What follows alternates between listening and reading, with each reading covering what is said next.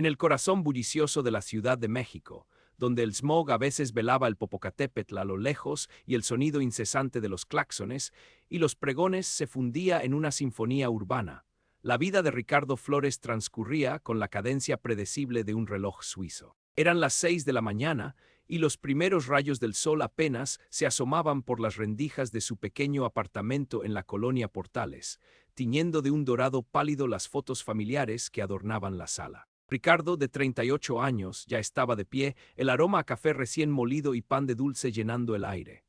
Su esposa Elena, una mujer de sonrisa cansada pero ojos vivaces, preparaba el desayuno mientras sus dos hijos, Sofía de 10 años y Mateo de 7, aún se resistían a abandonar el calor de sus camas. Ricardo era el pilar de su hogar, un hombre de rutina y de principios.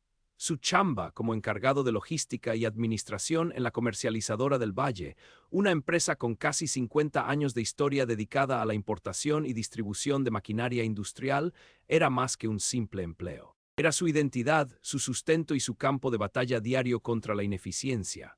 Llevaba 15 años en la empresa, conociendo cada tuerca, cada proveedor, cada vericueto del sistema como la palma de su mano. Sus compañeros lo respetaban. Los más jóvenes acudían a él como a un oráculo, y los de su generación lo veían como un pilar de estabilidad en un mundo laboral cada vez más volátil. El metro, en hora pico, era su purgatorio y su espacio de reflexión. Apiñado entre cientos de chilangos sudorosos, Ricardo repasaba mentalmente el día. Las entregas pendientes en Toluca, la revisión de inventario para una refacción crítica de Monterrey, la reunión semanal con el proveedor de Shanghái para asegurar el siguiente embarque. Su mente era un archivo viviente de códigos, fechas y nombres. Mientras el tren avanzaba pesadamente, Ricardo soñaba con las vacaciones anuales en la playa que le había prometido a Elena y los niños, un anhelo que lo impulsaba a trabajar más duro cada día. Esa mañana de lunes, sin embargo, una punzada de inquietud lo acompañaba. Desde la semana anterior se rumoreaba la llegada de un nuevo director general, un joven vástago de la familia propietaria, recién llegado de estudiar en el extranjero. Un junior con ínfulas, decían los pasillos, ansioso por dejar su marca. Ricardo no le dio mucha importancia, ya había visto a muchos directores ir y venir. Su trabajo era su santuario y su eficiencia su escudo. Al llegar a la oficina el ambiente era palpable. Las secretarias cuchicheaban, los gerentes andaban con caras largas y una extraña rigidez se había apoderado del aire. En la entrada de la dirección, un rótulo dorado resplandecía. Señor Benavides, director general.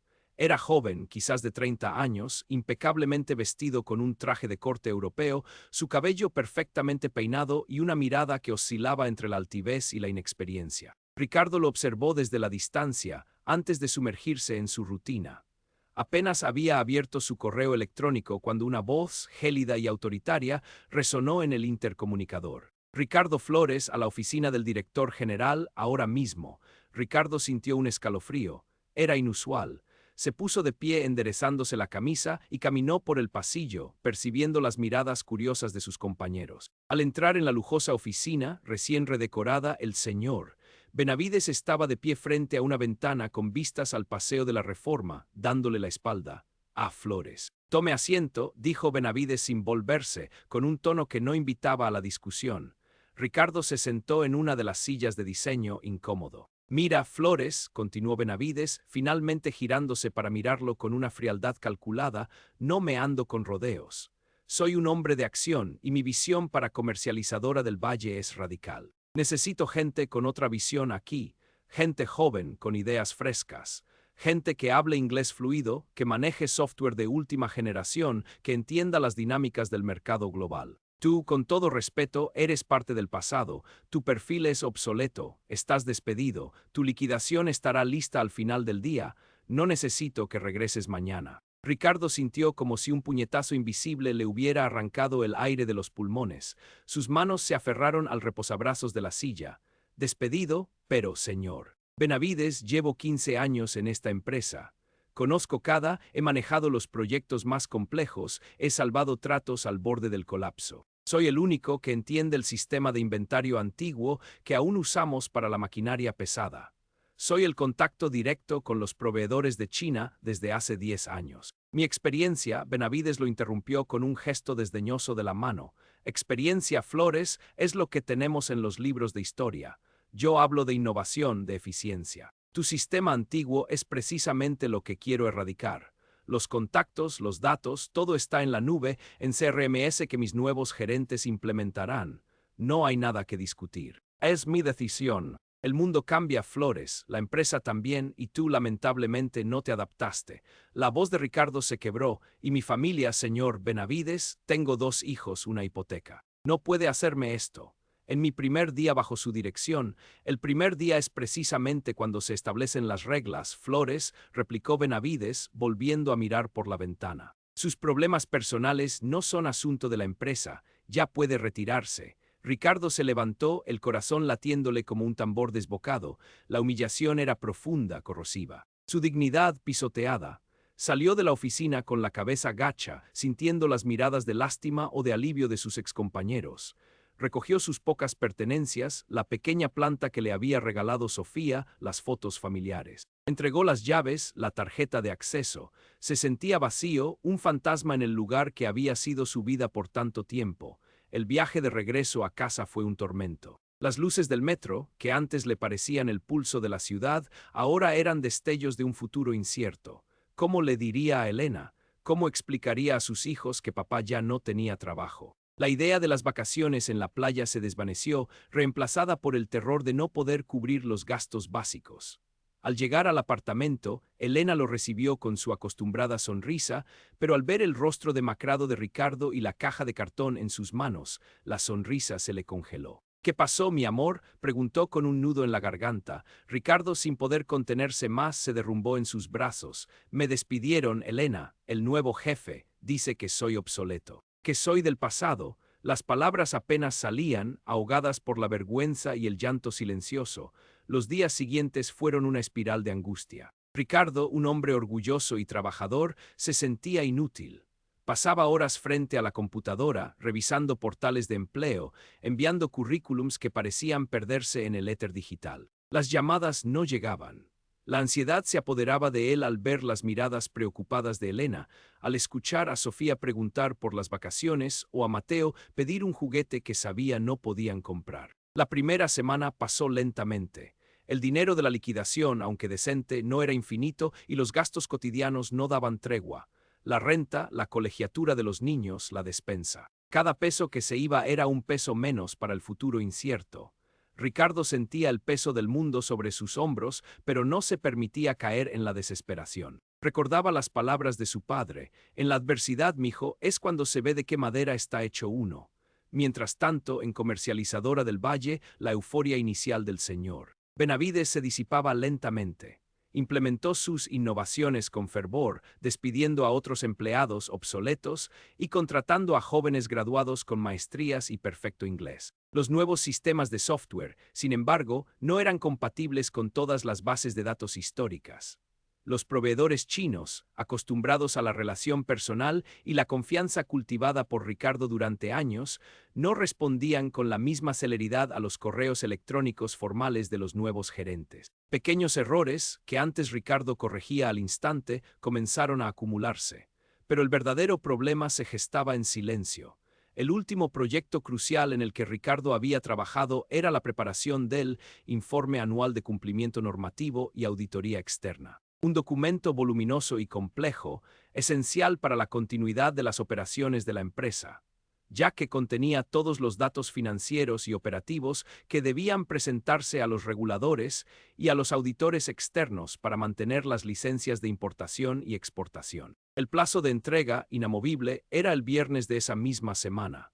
Ricardo, antes de ser despedido, había avanzado significativamente en este informe. Él era el único que tenía los códigos de acceso a ciertos archivos en un servidor antiguo que se usaba para la data histórica de transacciones específicas. Era el que conocía los nombres de contacto en las oficinas gubernamentales para agilizar la entrega y, crucialmente, era el que había depurado y organizado la información de tal manera que fuera inteligible para los auditores. Había guardado el último borrador en una carpeta compartida, pero los archivos de soporte, las notas marginales, los ajustes de última hora y el entendimiento profundo de las complejidades, los tenía solo él. Benavides, en su afán de barrer con lo viejo, no había prestado atención a los detalles de este informe, dándolo por sentado, asumiendo que cualquiera podía terminarlo. El martes y el miércoles, los nuevos gerentes intentaron retomar el informe.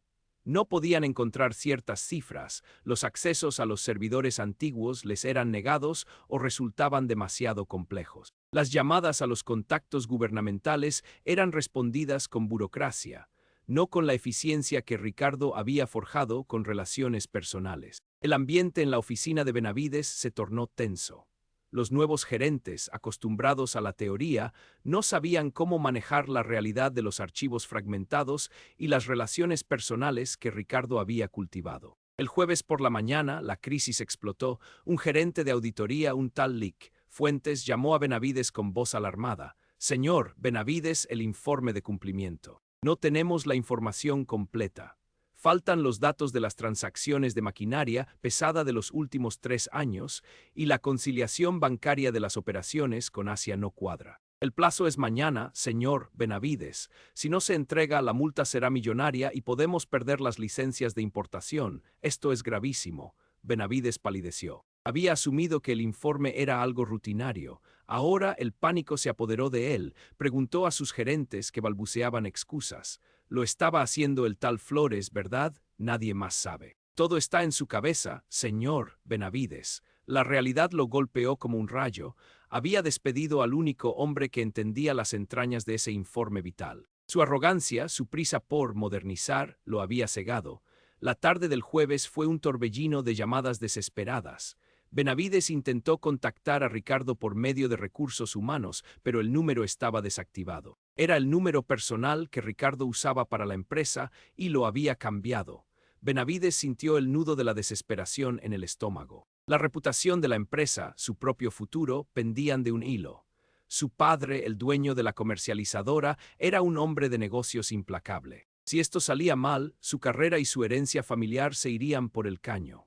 Mientras tanto, Ricardo, ajeno a la debacle que se gestaba, había logrado contactar a un antiguo colega, un ingeniero en sistemas llamado Javier, quien le había contado la situación. La neta, Ricardo, Benavides la regó gacho. Nadie puede con el informe de cumplimiento. Están desesperados. El viernes es la fecha límite y van a perder los permisos. Es un desmadre. Ricardo escuchó, sin decir mucho, una chispa de una emoción compleja encendiéndose en su pecho.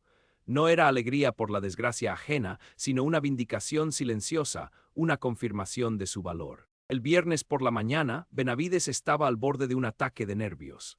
La fecha límite se acercaba y no había solución. Su oficina era un campo de batalla de papeles desordenados, monitores encendidos con datos incoherentes y gerentes asustados. Con la dignidad hecha jirones, Benavides tomó su teléfono personal. Había conseguido el número de casa de Ricardo por medio de una secretaria de muchos años que a escondidas le había dado la información. El teléfono de Ricardo sonó, era un número desconocido. Dudó pero contestó. «Hola, Ricardo Flores, habla Benavides, del Valle». La voz de Benavides era irreconocible, no tenía ni un rastro de la altivez del lunes. Estaba teñida de desesperación, casi de súplica. Ricardo mantuvo un tono neutro. «Señor Benavides, ¿para qué me llama? Usted me despidió, estoy buscando trabajo. Ricardo, por favor, necesito que vengas a la oficina. Es urgente. La empresa, mi puesto, todo está en juego. Hay un informe crítico que solo tú sabes cómo terminar. El informe de cumplimiento. Es hoy, Ricardo. Fui un idiota, lo admito. Me equivoqué, necesito tu ayuda. Te lo ruego». Ricardo cerró los ojos por un instante. La venganza no era su estilo, pero la justicia sí. «Señor Benavides y mi familia, mis hijos, usted me dejó en la calle, me humilló. Dijo que era obsoleto. Lo sé, Ricardo, lo sé, fui un imbécil. Te ofrezco reinstalarte con un aumento, te daré un puesto con más responsabilidades, lo que quieras, pero por favor ven. Solo tú puedes solucionar esto. La empresa podría irse a pique». Ricardo sabía que no podía negarse. No por Benavides, sino por la empresa que había sido su vida, por sus antiguos compañeros, por la estabilidad económica del país en pequeña escala. Pero también sabía que era su momento de establecer las reglas. «Está bien, señor Benavides, iré, pero en mis términos. Primero quiero una disculpa. No a mí, sino a todos los que despidió sin razón. Segundo, quiero un bono de consultoría por este trabajo. Y tercero, si decido volver, será con un contrato nuevo, con mejores condiciones y garantías. Y quiero que esto quede claro delante de todos los gerentes. Benavides tragó saliva. Acepto todo lo que pidas, solo ven. Una hora más tarde, Ricardo llegó a Comercializadora del Valle. Esta vez, las miradas no eran de lástima, sino de asombro y de respeto. Benavides lo esperaba en la entrada de su oficina, con el rostro desencajado y una humilde deferencia que nunca se le habría imaginado. No había rastro del arrogante Junior del lunes. Gracias por venir, Ricardo, dijo Benavides extendiéndole la mano. Ricardo la estrechó firmemente. Benavides reunió a todos los gerentes y a los pocos empleados antiguos que quedaban. Con voz temblorosa, pero clara, miró a Ricardo. Quiero disculparme públicamente, Ricardo. Y con todos los que fui injusto esta semana. Me dejé llevar por la arrogancia, por la prisa de cambiar las cosas, sin entender el verdadero valor de la experiencia y el conocimiento que ustedes aportan. Me equivoqué terriblemente. Ricardo Flores es, y siempre ha sido, un activo invaluable para esta empresa, y hoy necesito su ayuda para salvarla. Benavides hizo una pausa y su mirada se encontró con la de Ricardo. Ricardo, por favor, el informe. Ricardo asintió, no había alegría en su rostro, solo una seriedad profesional. Caminó hasta su antigua oficina, que ahora ocupaba uno de los nuevos gerentes, y se sentó frente a la computadora. Abrió el sistema antiguo, navegó por los menús arcaicos con una familiaridad asombrosa. Comenzó a teclear, a abrir carpetas ocultas, a conciliar cifras, a llamar a los contactos gubernamentales que respondían a su voz como a la de un viejo amigo. Los gerentes jóvenes observaban, mudos, la maestría con la que Ricardo desentrañaba la madeja de información. Era como ver a un cirujano experimentado realizar una operación compleja. Mientras trabajaba, Ricardo no se permitió ni un ápice de rencor. Su objetivo era el informe. Cada número, cada línea, cada anexo. El tiempo volaba. Las horas se escurrieron como agua entre los dedos. La tensión era palpable. Benavides se sentaba a su lado, observando con una mezcla de admiración y pavor, su rostro reflejando el aprendizaje de una lección difícil. Pasadas las 4 de la tarde, Ricardo se levantó de su silla. Se estiró con los ojos rojos por la concentración. Listo, dijo, con una voz apenas audible. El informe está completo y conciliado. Lo envía a la Dirección de Auditoría Externa y a la Secretaría de Economía. Ya está en línea. La copia impresa la dejé en la mesa de Benavides. Un suspiro colectivo de alivio llenó la oficina. Benavides se puso de pie, sus ojos brillantes de gratitud. Ricardo, no sé cómo agradecértelo. Ricardo lo miró fijamente. Se lo agradece entendiendo su error, señor Benavides, entendiendo que la experiencia no es obsolescencia, sino cimiento. Benavides asintió humillado pero agradecido. Así lo haré, Ricardo. Lo prometo. Esa noche, Ricardo regresó a casa. Estaba exhausto, pero la vergüenza se había ido, reemplazada por una sensación de paz y dignidad restaurada. Habló con Elena, le contó todo. Me ofrecieron volver, mi amor, con mejores condiciones. Elena lo abrazó. ¿Y qué vas a hacer? Ricardo sonrió. Eso lo pensaré. Pero el viernes Benavides entendió su error. Y yo volví a sentirme yo mismo. Los días siguientes, Ricardo sopesó sus opciones. Las ofertas de otras empresas comenzaron a llegar, algunas, irónicamente, de contactos que había cultivado durante años y que se enteraron de su injusto despido. Benavides, por su parte, cumplió su promesa. Hizo cambios significativos en la empresa, revalorizando la experiencia y la estabilidad, y Ricardo al final decidió regresar a Comercializadora del Valle, pero no como antes. Volvió con un puesto de mayor responsabilidad, un salario considerablemente mejor y, lo más importante, con el respeto incondicional de su jefe y de todos sus compañeros. El nuevo jefe había aprendido una lección vital. Y Ricardo al final había recuperado no solo su empleo, sino también una renovada fe en su propio valor y en la justicia que, a veces, tarda en llegar, pero llega, al menos para un hombre como Ricardo Flores, en el bullicioso corazón de la Ciudad de México. Y las vacaciones en la playa, esta vez, sí se harían realidad.